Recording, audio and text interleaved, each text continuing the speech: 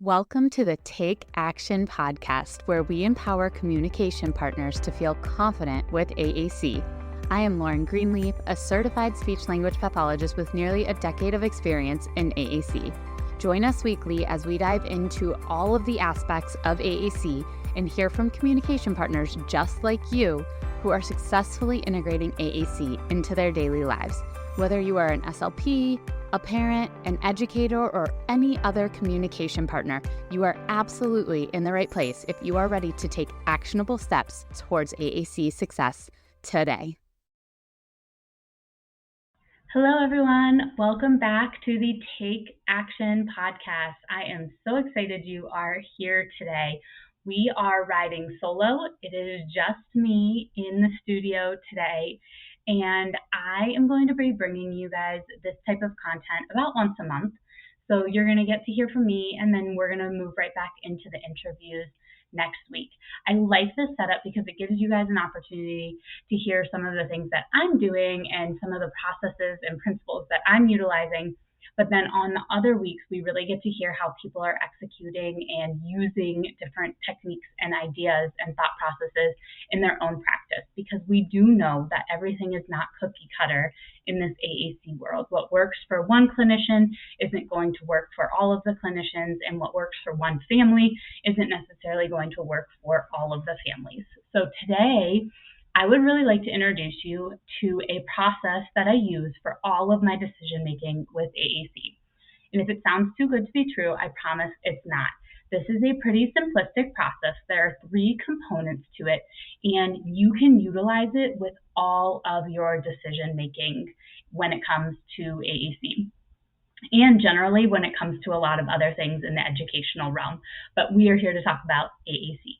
So before I dive deep into what that system and that process is, I want to give you a little background onto why we even need a process when we're making decisions with AAC. So we know that there is a lot of content out there related to AAC. We have a handful of best practices that we're utilizing, like modeling without expectation, using a robust vocabulary set, so many other things, motor planning principles. So when it comes to all of those best practices, we know and have already established that everybody is not the same, right?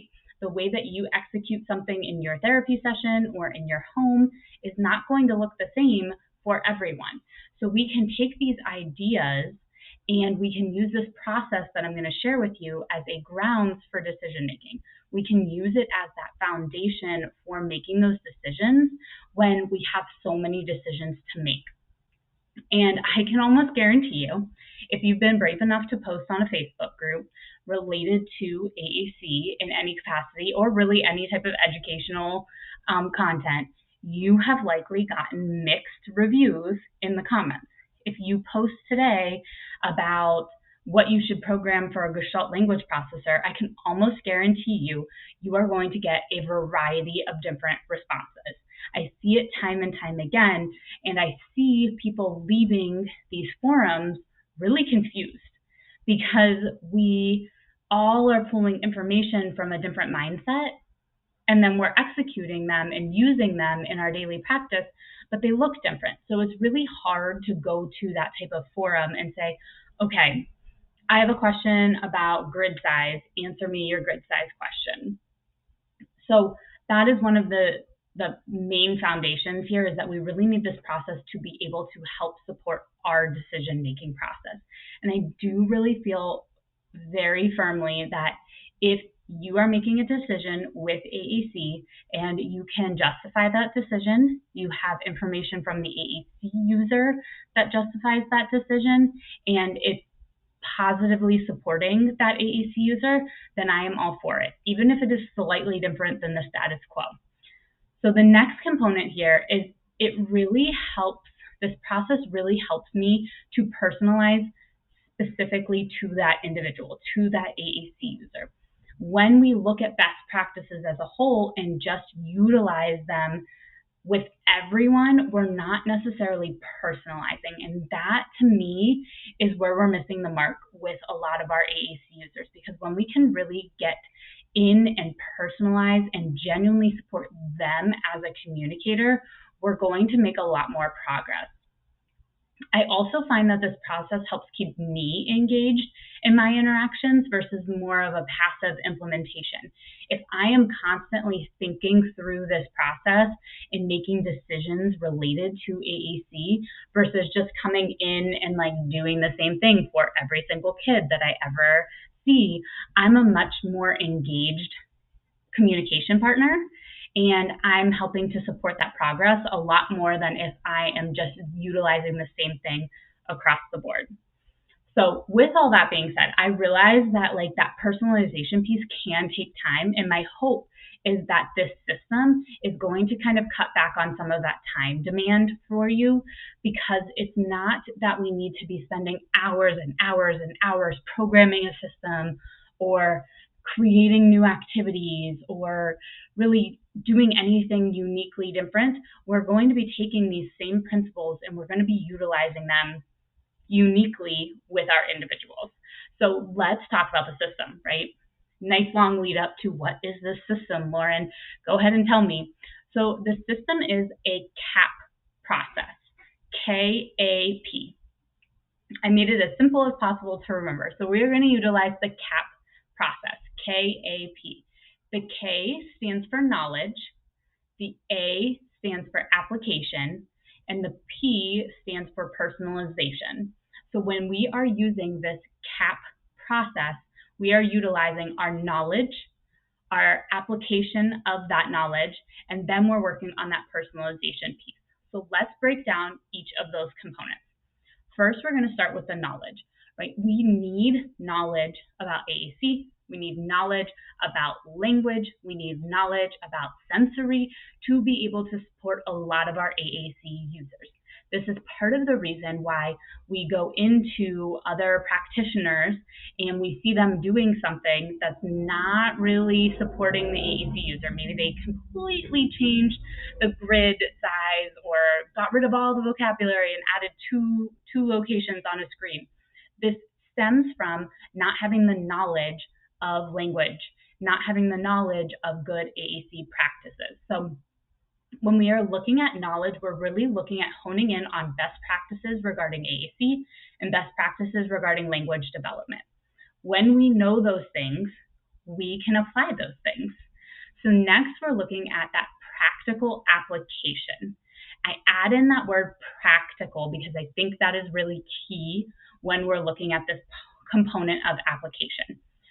Application is using the skills, doing something, showing something, putting it in action. That application stage is really important, and it needs to be practical. It needs to be practical in the sense that we can generalize it to a different setting.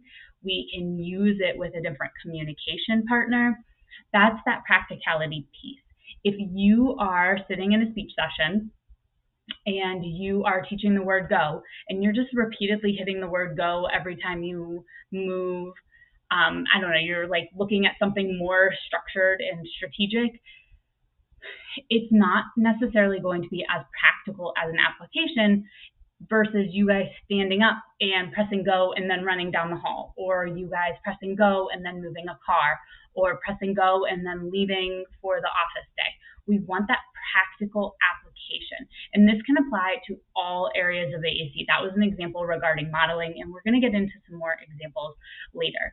But when we are looking at that application piece, we want to be checking in and tuning in to our AAC users. And when we check in, that's actually our opportunity to see if they can answer questions for us in the sense of, is this working for you? Is this something that is supporting your language? Is it something that's not supporting your language?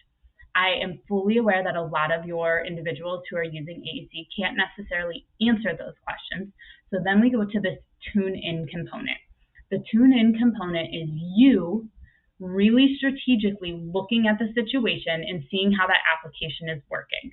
If I am modeling without expectation, I am looking to see what type of engagement we have, what type of interest in the system. Are they looking at the system? Are they walking away from the system?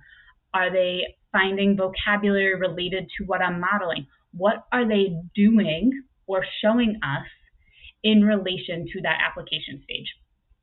If I'm applying the knowledge of a large grid size or a robust vocabulary, I am tuning in to see, is the grid size the right size? Are they having a hard time isolating their finger to touch the locations? Are they able to scan the whole device so that they're able to see all the vocabulary that's on there? We can tune in and check in a bunch of different ways for a bunch of different knowledge components. So that's our knowledge piece. We need to have an understanding. Then we need to practically apply it. And from that practical application, now we can move to strategic personalization. I'm adding the word strategic in here because that is key also. Personalization is huge in the realm of AAC. We really want to be providing support for our AAC users and personalizing the device to meet their specific needs and their unique identity. That being said, you do not have to pick up an AAC device day one and spend 45 hours programming it and personalizing it for something that you hope is going to be personalized for them. We need to be strategic about how we're utilizing our time in that personalization point. So what I want you to do is I want you to take the knowledge, I want you to take your application, what are you getting from your application, and then how can we personalize that to move forward and best meet that specific AAC user's needs. I will make a note, that's not to say I'm saying don't personalize when you get the device. They should have their favorites in there. They should have emergency information in there. They should have information about their family and some of those really important like phrases or words that are related to them. Those are things that are really standard that allow you to personalize to meet their specific needs and unique interests. What I am talking about here is more that personalization in regards to knowledge. When we're making that decision, do I add more vocabulary? Do I do a bigger grid size? Do I add in gestalts?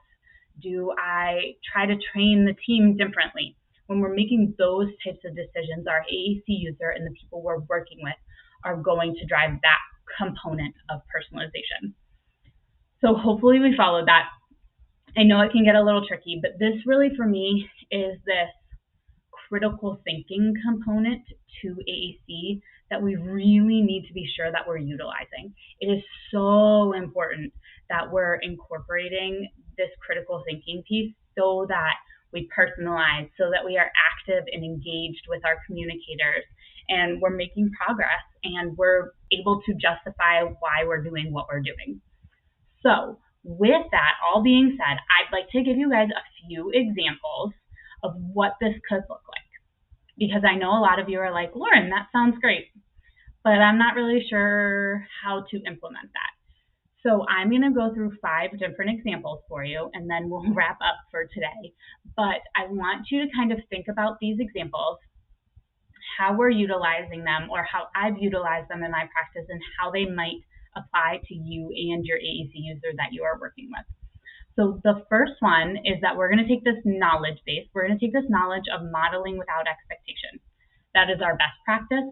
We know that modeling without expectation is a really supportive technique for supporting AAC users and their language growth. So when it comes to the application piece, I am modeling without expectation during sessions and at home. And when I'm tuning into this, I can see that the AAC user specifically isn't quite as engaged as I'm hoping they would be. They've shown some engagement though. They're looking at the AAC device. And then occasionally what I notice is they actually go to the AAC device to communicate something, but can't seem to find the vocabulary that they're looking for. They end up pressing a couple different buttons, and it really ends up leading to them not being happy with the vocabulary that's being stated. So we have this idea of we're modeling without expectation. I tuned in, and this is what I noticed. So now I'm going to strategically personalize my session with them. I am going to take some time, emphasis on some, this will not be my entire session. I will take some time to do some more direct instruction on where specific vocabulary is on their device. One of my favorite ways to do this is to use the word finder and select what word we're looking for, and then it highlights those buttons, and then that individual can follow those highlighted buttons to get to the word they're looking for. We usually do it 1, 2, 3 times, and then we continue with our modeling without expectation for a while, and then we find a new vocabulary word that we think we're interested in, and we do that same process. So that's an example of how I took this knowledge base of modeling without expectation, I applied it, tuned into my AAC user, and then I made this slight tweak and personalization to meet their specific needs. Let's look at example number 2. One of our understandings, our knowledge base with AAC, is that we should not be changing the layout of the system. Layouts of systems are designed specifically to meet needs. There's a lot of strategy that goes into how they're designed, so we try really hard not to edit that layout. So in this case, for the application piece, I trialed a device with the complete layout. We're going to be talking about Proloquo to go in this example. And what I was noticing was we were really okay on that homepage, but when we got to those vocabulary folders, those content folders, the category folders, there seemed to be a little bit of overwhelm, and the individual kind of moved away from the device almost every single time we went into that folder. Or they were scanning the folder a lot and just having a really hard time finding what they were looking for. So with that, I know that we're not supposed to change the layout, but what I'm seeing is that the layout is actually causing some challenges in regards to visual overwhelm, decreased interest, frustration in not being able to find what they were looking for. So in this specific case, my strategic personalization was to go ahead into Proloquo to go and actually remove the template from those category pages. So then that left specific verbs related to the category, and then the nouns related to the category, and in some cases, the phrases related to the category. So if you're not familiar with Proloquo to go, they have a template feature that basically is like a big U, upside down U shape, and then all of the fringe vocabulary goes in the middle. You can turn those templates off. So that's what I did for this kid. I turned the templates off, and then I had more specific vocabulary to the activity. The core vocabulary was still there on the home page. Then when we went into the folder, they were able to better find the vocabulary they were looking for because they weren't looking through so much core to find what they were looking for. All right, so moving on to number 3. I have an individual that may be a Gestalt language processor. This is my knowledge base here. I know that some signs of Gestalt language processing are repeating videos, that intonation jargon, and those are things that I'm seeing with this individual. I also have an understanding that Gestalt language processing, you learn language in chunks and you kind of break those down and build them back up. And that's a really short definition for a much longer topic. So when it comes to application, I was modeling longer phrases on the device. I was actually building sentences on the device, but what I found when I was doing that is that the phrases themselves seemed to be interesting and engaging for the client, but the navigation component to get there was really tricky. So in order to strategically personalize, what I did was I created a phrase-based folder with a combination of videos and recorded audio and just phrase-based locations that would better suit that need to get to that vocabulary faster and easier without individually adding every single word. We also know that's really how the Gestalt language processors seem to get their information, so it's a great place to start. All right, number 4. I got 2 more for you. Number 4, knowledge base. We know that training the team on the use of AAC is really important, right? We have to train the team. We have to train the communication partners so they know how to utilize AAC. When I put that into application, I was doing these like mini sessions about the device, best practices. I was showing them how to do something or telling them how to do something and kind of just working through that cyclical motion of here's a new strategy, let's apply it. What I noticed was that there wasn't a lot of follow through. When I went back in the next week to check in, they weren't really doing what I asked. So I got curious, I checked in, and what I found out was that the things that I was sharing weren't necessarily answering the questions that they have.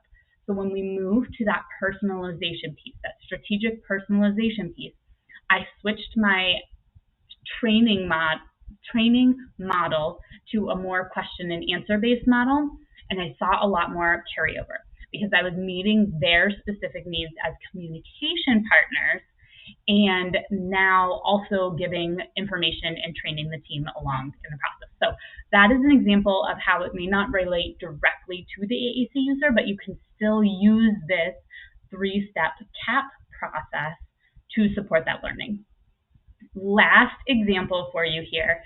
The knowledge base here is that we utilize core words from the start because they're really frequently used in language, right? We know that core vocabulary makes up 80% of what we're using. So we start there a lot of the time. When I apply this in several examples, there's not just one here, I was modeling core words really frequently. I was doing my modeling without expectation. I was putting it in natural context. But what I was noticing was that the kids weren't as engaged or interested in that vocabulary, specifically from the start. I kept doing it, I kept utilizing it, but I still noticed that something was missing. So we moved to that strategic personalization component, and I adjusted my approach to modeling and vocabulary selection and provided more fringe word modeling. So more of those nouns, more of those context-specific vocabularies, in addition to some core words. I didn't throw core words out the window, but I adjusted my approach to work more on that fringe from the start. And what I found was they were really interested and they started to engage a lot better. So I then started to incorporate core in the process, and now we have this very robust modeling system. All right, so those were all 5 examples. Hopefully you were able to follow them. And I want to make the point too that strategic personalization doesn't necessarily mean you have to change course. I wanted to show you that changing small things to the best practices to best meet their needs is okay. But we could have the knowledge that we model without expectation. We could apply it and it goes really well. So our personalization piece could be that we're trying to get everybody else on board to model more with it, or we're trying to specifically meet a communication function need. So the personalization doesn't mean you have to do something different. It just means that you have to enhance in some capacity what you're doing or change course to better meet their current communication needs. So with that, I am going to start to wrap up this episode for you. So we talked a lot about the KAP process. That was the highlight of today's episode: knowledge, application, personalization. So my action step for you today is to pick one AAC decision that you have to make this week, whether that be picking the vocabulary, picking an activity, selecting a system, whatever it may be. I'd like you to think through this KAP process. What do I know about this decision that I have to make? What can I apply about this decision that I have to make? And then how can I personalize it strategically to meet that individual's needs? So that is your action step. In addition, I wanted to offer up a free resource for you. If you're looking to kind of figure out how to navigate this a little bit better, or you are just a visual person and could utilize a handout that supports it, I am going to point you in the direction of my website. If you go to inspireconnectionstherapy.com/courses, you will find at the top a link to my 3 practical steps for supporting Gestalt language processing and AAC. This free resource breaks down the KAP process specifically in relation to Gestalt language processing. So if that's a topic you are interested in, go take a look at this resource. It breaks down each of those pieces. It also gives you some questions to answer and gives you some examples along the way. If you are not interested in that topic, it's still a really good resource to download just so you can see what this KAP process really looks like in written format. So with that being said, I will see you guys next week on the Take Action podcast. And I am so thankful for you joining me, and we will be back to another interview very soon. Have a great day.